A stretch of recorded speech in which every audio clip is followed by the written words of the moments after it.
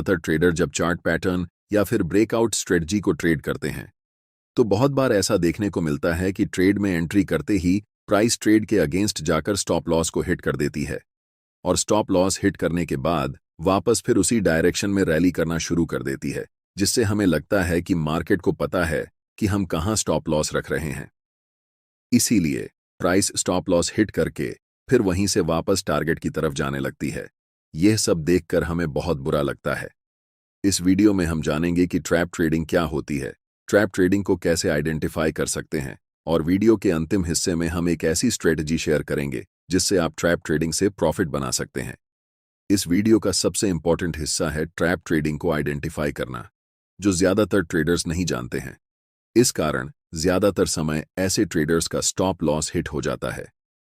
Video को शुरू करते हैं और सबसे पहले जानते हैं कि ट्रैप ट्रेडिंग क्या होती है। ट्रैप ट्रेडिंग को हम लोग फेक ब्रेकआउट भी कहते हैं। चार्ट पर यह एक इंपॉर्टेंट रेजिस्टेंस लेवल है। प्राइस जब इस लेवल को ब्रेक करके रेजिस्टेंस लेवल के ऊपर क्लोज करती है तो ट्रेडर्स अपनी एंट्री बनाते हैं, लेकिन प्राइस ऊपर न जाकर रेड कैंडल बनाते हुए स्टॉप लॉस हिट कर देती है और नीचे की तरफ चल जाती है। इसे ही हम ट्रैप ट्रेडिंग या फिर फेक ब्रेकआउट कहते हैं। ऐसा इसलिए होता है क्योंकि जो बड़े ट्रेडर्स या ऑपरेटर्स मार्केट में होते हैं उन्हें लिक्विडिटी चाहिए होती है। जैसा कि हम सभी जानते हैं, मार्केट में जितने बाय ऑन ऑर्डर्स एग्जीक्यूट होंगे उतने ही सेल ऑन ऑर्डर्स भी एग्जीक्यूट होंगे। सिर्फ बिडिंग प्राइस ऊपर या नीचे होता है, लेकिन एग्जीक्यूटेड ऑन ऑर्डर्स की संख्या बायर्स और सेलर्स के बीच बराबर होती है। इसीलिए ब्रेकआउट पर जब रिटेल ट्रेडर्स सबसे ज्यादा बाय साइड पोजीशन बनाते हैं तो ऑपरेटर्स का बड़े क्वांटिटी में सेल ऑन ऑर्डर एग्जीक्यूट हो जाता है, जिसे हम लिक्विडिटी कहते हैं।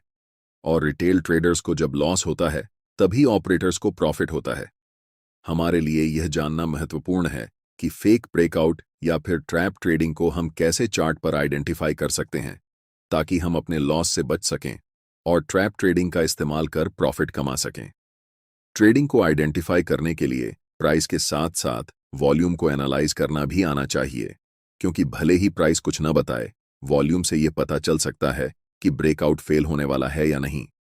वॉल्यूम आपको यह दिखा सकता है कि मार्केट में बड़े ऑर्डर्स कब एग्जीक्यूट हो रहे हैं। इसीलिए कहा जाता है कि वॉल्यूम ऑपरेटर का फुटप्रिंट होता है। प्राइस भले ही हमें चकमा दे सकता है, लेकिन वॉल्यूम हमेशा एक्यूरेट जानकारी देता है। चलिए जानते हैं कि वॉल्यूम की मदद से हम कैसे फेक ब्रेकआउट को आइडेंटिफाई कर सकते हैं। इस चार्ट में प्राइस ग्रीन कैंडल बनाते हुए ऊपर की तरफ जा रही है। जैसे ही प्राइस इस रेजिस्टेंस लेवल को ब्रेक करती है और थोड़ी ऊपर जाकर छोटे छोटे रेड कैंडल बनाते हुए नीचे की तरफ रिट्रेस होती है, ऐसे समय में हमें वॉल्यूम पर ध्यान देने की जरूरत होती है। हमें यह देखना चाहिए कि जब प्राइस ऊपर जा रही थी तब वॉल्यूम धीरे धीरे बढ़ रहा था या नहीं। अगर वॉल्यूम बढ़ रहा हो तो यह हमारे लिए एक अच्छा संकेत है कि बायर्स में काफी मजबूती है। और जब प्राइस छोटे छोटे कैंडल बनाते हुए रिट्रेस होकर वापस ब्रेकआउट लेवल पर आती है तब वॉल्यूम छोटे छोटे होना चाहिए। अगर रिट्रेसमेंट की वॉल्यूम ब्रेकआउट वॉल्यूम से कम है तो यह हमारे लिए एक संकेत है कि सेलर्स मार्केट में कमजोर हैं। इसका मतलब है कि जब प्राइस नीचे की तरफ आ रही है तो सेलर्स ज्यादा क्वांटिटी में मार्केट में एंट्री नहीं ले रहे हैं, जिससे वॉल्यूम बार की साइज छोटे छोटे हो रहे हैं। रिट्रेसमेंट के बाद जब प्राइस बड़े ग्रीन कैंडल बनाते हुए रिसेंट हाई को ब्रेक करके स्विंग हाई के ऊपर क्लोज करती है और इस ब्रेकआउट कैंडल की वॉल्यूम रिट्रेसमेंट कैंडल के वॉल्यूम से ज्यादा होती है, तो यह हमारे लिए एक परफेक्ट सेटअप होता है जहां हम बाय पोजीशन बना सकते हैं। यह एक रियल ब्रेकआउट का संकेत होता है। ऐसे समय में ज्यादा सोचने की जरूरत नहीं होती। हमें बाय पोजीशन में एंट्री लेकर अच्छे रिस्क रिवॉर्ड के साथ प्रॉफिट बनाना चाहिए। जैसा कि हम सभी जानते हैं, कोई भी सेटअप 100% विन रेट के साथ परफेक्ट नहीं होता, लेकिन ज्यादातर समय ऐसे ब्रेकआउट हमें टारगेट अचीव करवाते हैं। अब हम जानते हैं कि फेक ब्रेकआउट को कैसे आइडेंटिफाई करेंगे। जब प्राइस रेजिस्टेंस लेवल को ब्रेक करके ऊपर क्लोज करती है और कुछ कैंडल बनाती है तब हमें वॉल्यूम धीरे धीरे बढ़ते हुए दिखाई देता है, लेकिन जब प्राइस रिट्रेसमेंट के लिए नीचे आती है और ब्रेकआउट लेवल के नीचे जाकर क्लोज होती है, ऐसे समय में हमें अलर्ट हो जाना चाहिए, क्योंकि यह ब्रेकआउट फेल होने की पहली निशानी है। जैसे ही हम रिट्रेसमेंट कैंडल के वॉल्यूम पर नजर डालते हैं, हमें सारे वॉल्यूम बार बड़े बड़े दिखाई देते हैं, जिसका मतलब होता है कि सेलर्स इस समय मजबूत हैं और बड़े क्वांटिटी के साथ मार्केट में एंट्री ले रहे हैं। वापस जब छोटे छोटे ग्रीन कैंडल बनाते हुए प्राइस ऊपर की तरफ जाने लगती है और वॉल्यूम का साइज रेड वॉल्यूम बार से छोटा होने लगता है, तो ये कंफर्म करता है कि बायर्स अब कमजोर हो चुके हैं। ऐसे समय में हमें स्विंग लो को मार्क करना होता है। जैसे ही प्राइस बड़े रेड कैंडल के साथ इस स्विंग लो को ब्रेक करके नीचे क्लोज होती है और इस कैंडल की वॉल्यूम पिछले कुछ कैंडल से ज्यादा होती है, तब यह हमारे लिए एक परफेक्ट संकेत होता है कि यहां ब्रेकआउट फेल हो चुका है। इस स्थिति में हम सेल साइड में एंट्री लेकर प्रॉफिट बना सकते हैं। यहां हमने परफेक्ट सेटअप दिखाकर आपको समझाने की कोशिश की है। अब आपको यह पता होना चाहिए कि हर समय ब्रेकआउट फेल नहीं होते हैं, इसलिए यह जानना जरूरी है कि हमें ट्रैप ट्रेडिंग में कब एंट्री लेनी है और कब नहीं। मार्केट में कुछ ऐसे लेवल्स होते हैं जहां ज्यादातर समय फेक ब्रेकआउट देखने को मिलता है। पहला, प्रीवियस डे हाई लेवल या फिर प्रीवियस डे लो लेवल। उदाहरण के लिए प्रीवियस डे हाई एक इंपॉर्टेंट लेवल है और प्रीवियस डे लो भी एक इंपॉर्टेंट लेवल है।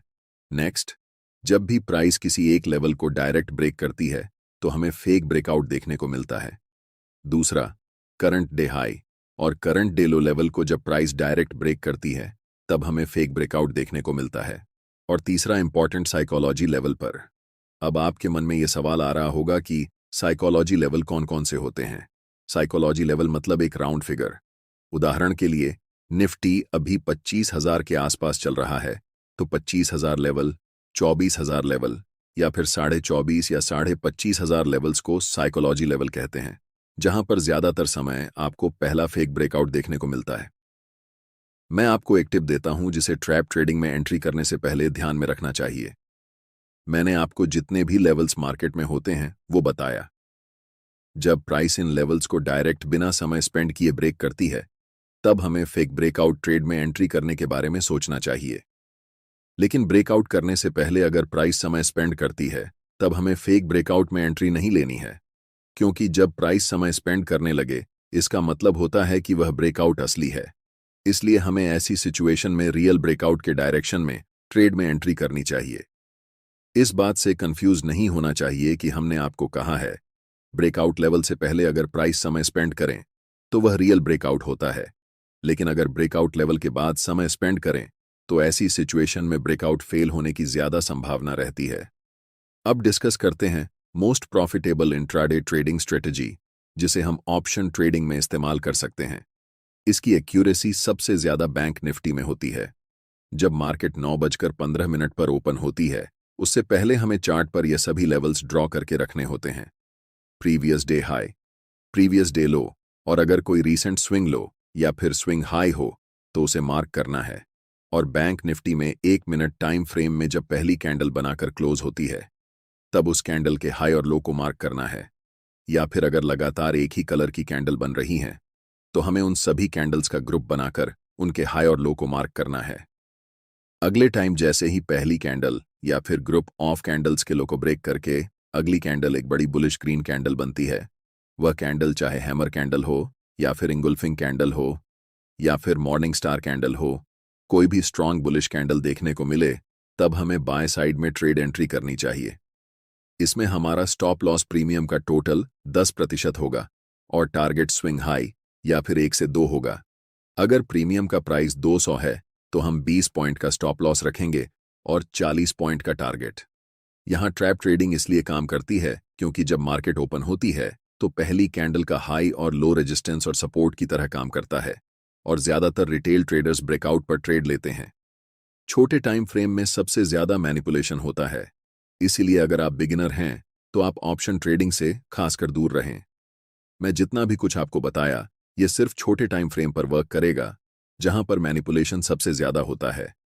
अगर आपको नॉर्मली ब्रेकआउट पर ट्रेड करना है तो आपको अपनी कैंडल का टाइम फ्रेम मिनिमम 1 आवर रखना होगा। जितना ज्यादा आप टाइम फ्रेम बढ़ाएंगे आपकी एक्यूरेसी उतनी ही अच्छी होगी।